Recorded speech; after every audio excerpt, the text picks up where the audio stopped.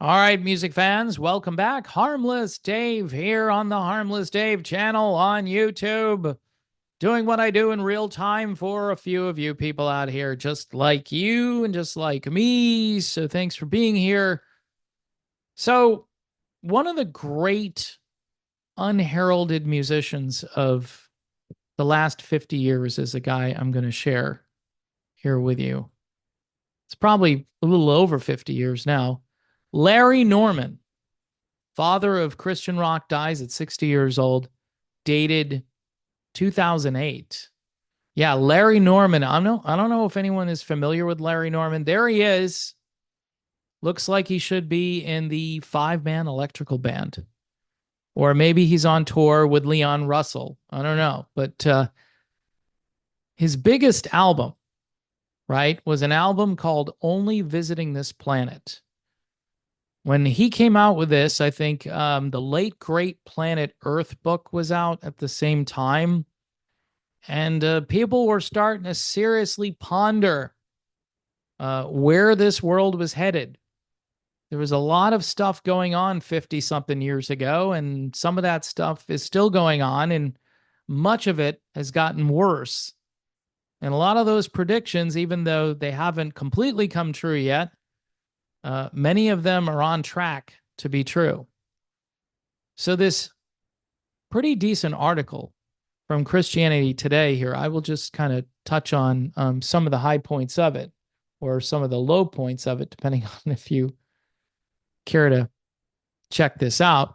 So, Larry Norman died of heart failure. He was 60. He was a blonde, long haired rocker who is often called the father of Christian rock music, was a giant in the Christian music industry.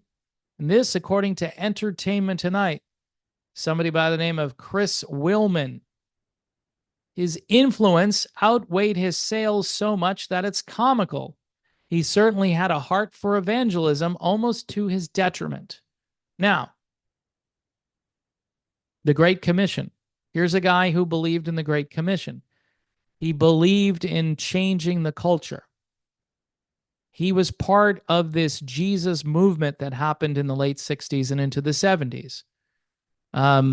Although he eventually distanced himself from those people to some degree, he was there to say, hey, why should the devil get all the good music?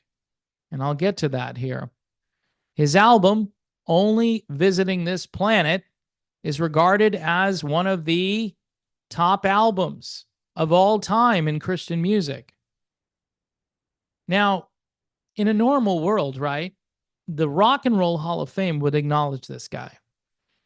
They may not like his religion. I'm sure they don't like his politics because he lectured people about things, and we'll touch on that in this article. But why should the devil have all the good music? Why was that song such a big deal at the time? Because he was going up against the old Christian establishment that didn't want this kind of music inside the church. And to some degree, even today, they don't want this kind of music inside the church. Depends on what church you go to. I mean, a lot of today's churches, I go to a church where there's a full worship band, but not too many years ago, that was forbidden. And Larry was making the point, hey, this is legalism here, guys. Don't we want to reach these people? You know, I get it. A lot of people think the time signature, the beat, something to in rock and roll in general, is demonic and is satanic. But there's no biblical evidence for that. Joyful noise means joyful noise, banging and clanging on cymbals. That's in there. You can read the Bible and think to yourself that there was a rock band in the Old Testament somewhere, maybe minus the electric guitars, but certainly, you look at Larry Norman, I mean, here's a guy you want to evangelize young people. And there was a Billy Graham crusade, a famous crusade that happened right around this time where Billy decided that he was going to preach to this generation. And that was a smart move because, again, he reached I don't know, probably millions of people for the cause of Jesus Christ. As far as the music, though, you've got to go listen to this album because you're not going to believe how organic it is, how much it sounds like things of that era, but how it's credible, how it's not hokey, it's not cheesy. It's really well done. Now, the style of music compared to today, for some people, they're going to look at it and go, oh, this is really primitive and cheesy. But I listen to stuff from the early 70s, and I think that's a great time for music. Norman was an icon during the Jesus people of the 1960s movement, but again, eventually moved away from that because he thought it was a fad. Now, another great song is called I Wish We'd All Been Ready. This was featured in an end times movie called A Thief in the Night, as Jesus will come like a thief in the night. And a lot of people don't remember this, but Larry used to point up and basically say one way, meaning that there was only one way to God. And a lot of Christian musicians are afraid to say that. Norman became less prominent on the music scene after suffering head injuries in an airplane accident. This was 30 years prior to this article. So you got to go back to 1978. And he later had severe heart problems. He dictated a message to a friend just before his death. He said, I feel like a prize in a box of Cracker Jacks with God's hand reaching down to pick me up. That's so Larry Norman. He says, I have been under medical care for months. My wounds are getting bigger. I have trouble breathing. I am ready to fly home. That's somebody who believed what he sang. He believed what he preached. He officially retired in 2001, the same year he was inducted into the Gospel Music Association's Hall of Fame, along with Elvis Presley and Keith Green. So he's in good company. His flame burned the brightest in the 70s, but he set a lot of things in motion that reverberated through those decades, according to GMA President John Still.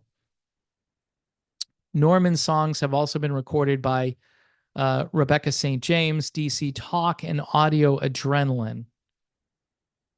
Rebecca St. James, by the way, is still out there touring. DC Talk is not. I'm not sure about Audio Adrenaline, although DC Talk, Michael Tate, and Toby Mac are out there. Kevin Max, unfortunately, of DC Talk, I believe, has basically said that Christianity isn't real and he doesn't really believe anymore, which is kind of sad. But Larry Norman, an absolute legend, should be recognized. And if you haven't listened to Larry Norman, you're going to think to yourself, wow, I didn't think there was a Christian musician that made music that sounded like this. Well, only visiting this planet is a good place to start. Anyway, my name is Dave. Please make sure you subscribe to the channel. Don't forget Patreon, and also buy me a coffee is a good way, kind of like a tip jar.